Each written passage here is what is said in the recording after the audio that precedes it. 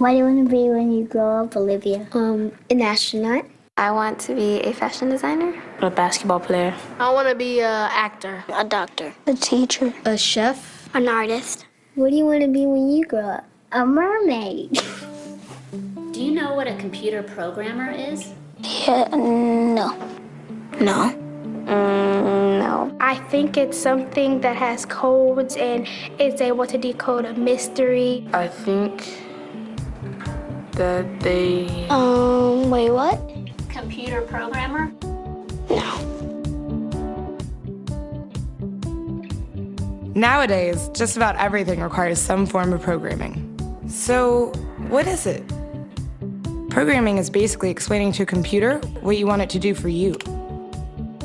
When you're programming, you're teaching possibly the stupidest thing in the entire universe, a computer, how to do something. Programming is one of the only things in the world that you can do where you can sit down and just make something completely new from scratch, you know, whatever you want. It's really not unlike kind of playing an instrument or something, or playing a sport. It starts out being very intimidating, but you kind of get the hang of it over time.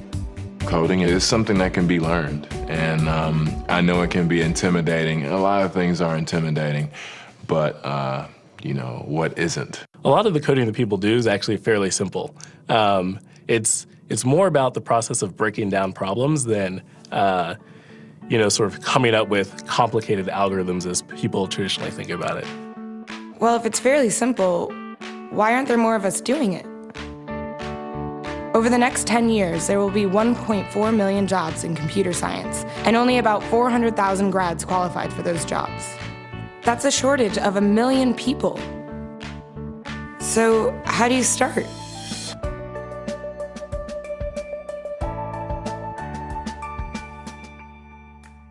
I was obsessed with maps when I was a kid, and cities specifically. So I taught myself how to program. I had a very clear goal of what I wanted to do, which is to see a map of the city on my screen and play with it. Put things on the map, move things around the map. See what was happening in the city, how it worked, how it lived, how it breathed. The best early thing was actually using software to decide when the classes in my school would meet, and that put me in a position to decide which girls were in my class. The first program I wrote asked things like, what's your favorite color? Or how old are you? I first learned how to make a green circle and a red square appear on the screen. The first time I actually had something come up and say, hello world, and I made a computer do that. It was just astonishing. When I finally learned a little bit of programming, that blank wall resolved into a bunch of doors, and you open them, and finally you start to open enough doors that the light comes in. And to me, a finished program is like a structure filled with light. All the corners are illuminated. You understand the structure of it. It's a really serene feeling to have completed that.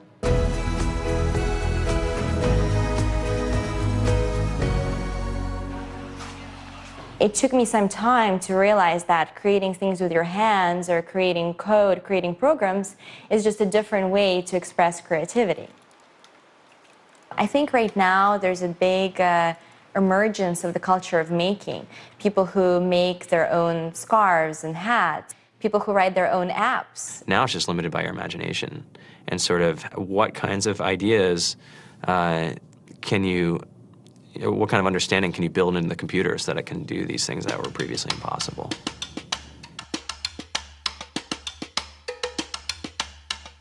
All great things are built in teams when you collaborate with other smart people. You're testing your ideas, you're stimulating each other. That's what makes us successful. It's not some flash of brilliance by somebody who then codes 24 hours a day for 3 weeks. It's what happened. The magic happens when we're all on the same page, collaborating and building something together. There's a much greater need in the world for engineers and people who can write code than there will ever be supply. And so we all live these very charmed lives. To get the very best people, we try to make the office as awesome as possible.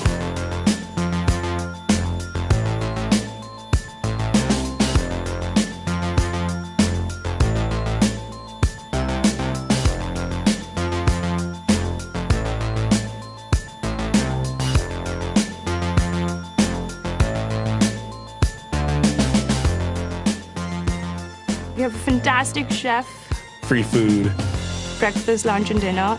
free laundry, snacks, even places to play and video games and scooters. There's all these kind of interesting things around the office and places where people can play or relax or go to think or play music or be creative.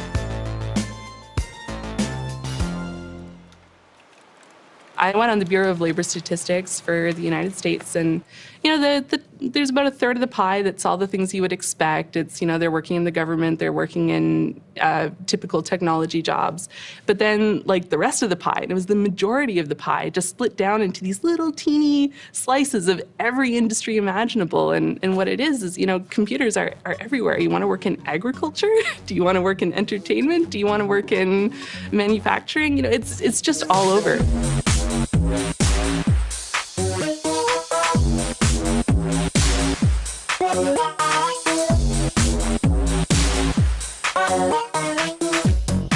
Here we are, 2013. We all depend on technology to communicate, to bank, information, and none of us know how to read and write code. So you guys, what else? Who else has an idea of what we can change with our programming? What else can we do? Tiffany? What I saw my students take away from using Scratch and programming in our classroom is that they were willing to push through problems. It really builds critical thinking, it builds problem solving, and it's something that they can then apply to math in the classroom or their reading skills. We integrated science with this programming, and I saw my scores go up 30%. When I was in school, I was in this after-school group called the Whiz Kids. And when people found out, they laughed at me and, all these things. And I'm like, man, I don't care. I think it's cool. And, I'm learning a lot. And some of my friends have jobs. It's important for these kids. It should be mandatory to be a citizen on this planet, to read and write code.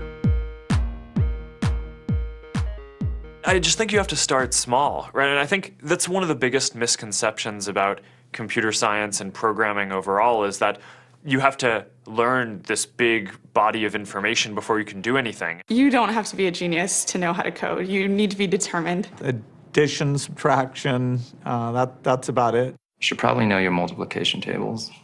You don't have to be a genius to code. Do you have to be a genius to read? Do you have to be a genius to do math? No. No. I think if someone had told me that software is really about humanity, that it's really about helping people by using computer technology, it would have changed my outlook a lot earlier. Whether you're trying to make a lot of money or whether you just want to change the world, computer programming is an incredibly empowering skill to learn. To be able to actually come up with an idea and then see it in your hands and then be able to press a button and have it be in millions of people's hands. I think we're the first generation in the world that's really ever had that kind of experience. The programmers of tomorrow are the wizards of the future. You're going to look like you have magic powers compared to everybody else. I think it's amazing. I think it's the closest thing we have to a superpower. Great coders are today's rock stars. That's it.